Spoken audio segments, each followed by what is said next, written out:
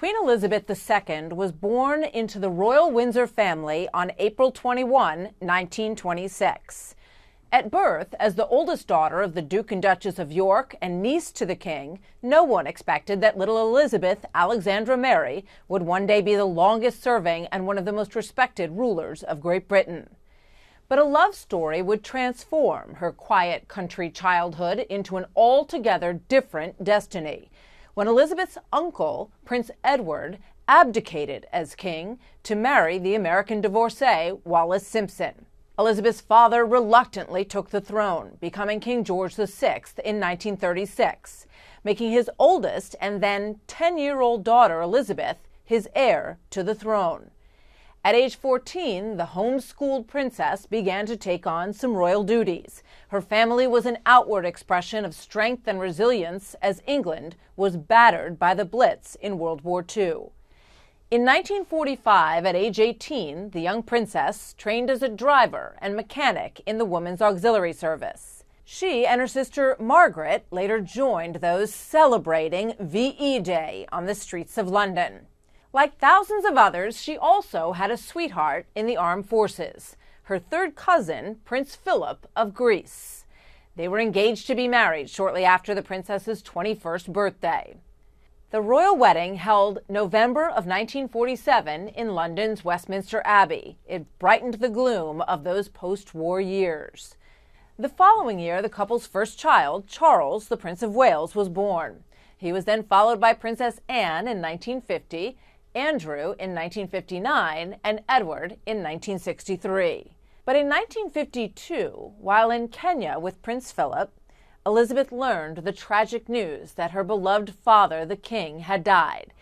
In an instant, the 25-year-old became the Queen of England.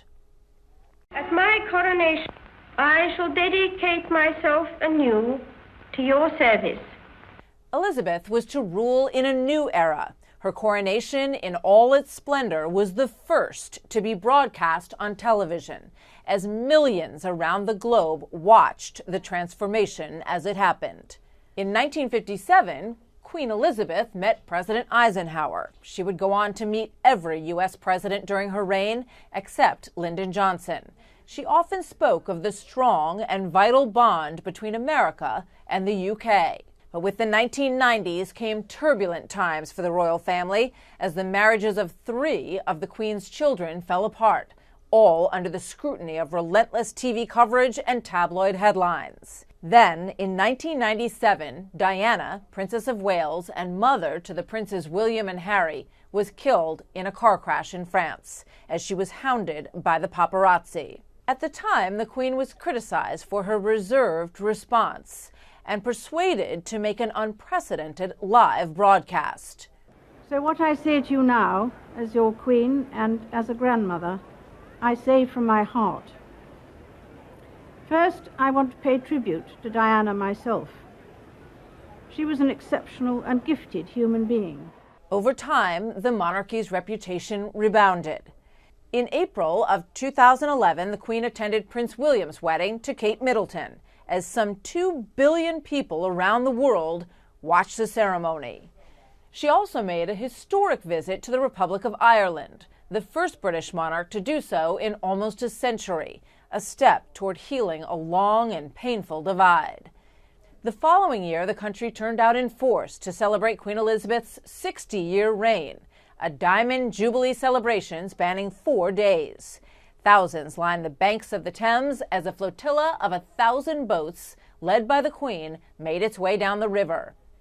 The worst of British weather tried but failed to dampen the mood, and the then 86-year-old Queen and 90-year-old Prince Philip stood side by side for the 4-hour ceremony. Queen Elizabeth ended the celebrations by thanking the nation for honoring her. I will continue to treasure and draw inspiration from the countless kindnesses shown to me in this country and throughout the Commonwealth. Thank you all. In 2013, the Queen welcomed her third great-grandchild, the much-anticipated Prince George, son of William and Kate. Now, all these years later, another George is now second in line to the British throne. His younger sister, Princess Charlotte, is third. She was born in 2015, and later that year, Queen Elizabeth became Britain's longest reigning monarch, overtaking her great-great-grandmother, Queen Victoria. In 2016, the Queen celebrated her 90th birthday. That was a 4-day event, honoring the Queen's deep involvement with the armed forces and giving the nation a chance to celebrate her life. 2018, the Queen watched on as grandson Prince Harry married the American actress Meghan Markle in a ceremony that brought glamour and Hollywood royalty to the House of Windsor and led them firmly into the 21st century. But about a year later, Harry and Meghan would famously decide to leave the royal family, move to America, and give a tell-all interview to Oprah Winfrey, which caused deep divisions within the family. In 2021, the Queen's beloved husband, Prince Philip, died at the age of 99. The nation mourned with the Queen, but COVID restrictions kept the funeral small. The image of the Queen sitting masked and alone in the church became the image of a country both in mourning and in lockdown. But as she had so many times before, the Queen persevered. From an early age, Queen Elizabeth was one of the most recognized royals and recognized women in the world. Nearly a third of the planet lived in the Commonwealth that she ruled. She managed to combine the truly regal with a countrywoman's simple pleasures, and she embodied old-fashioned values of virtue, faith, and self-restraint, honoring to the very end the pledge she had made when she was just 21. I declare before you all that my whole life, whether it be long or short, shall be devoted to your service and to the service of our great imperial family to which we all belong.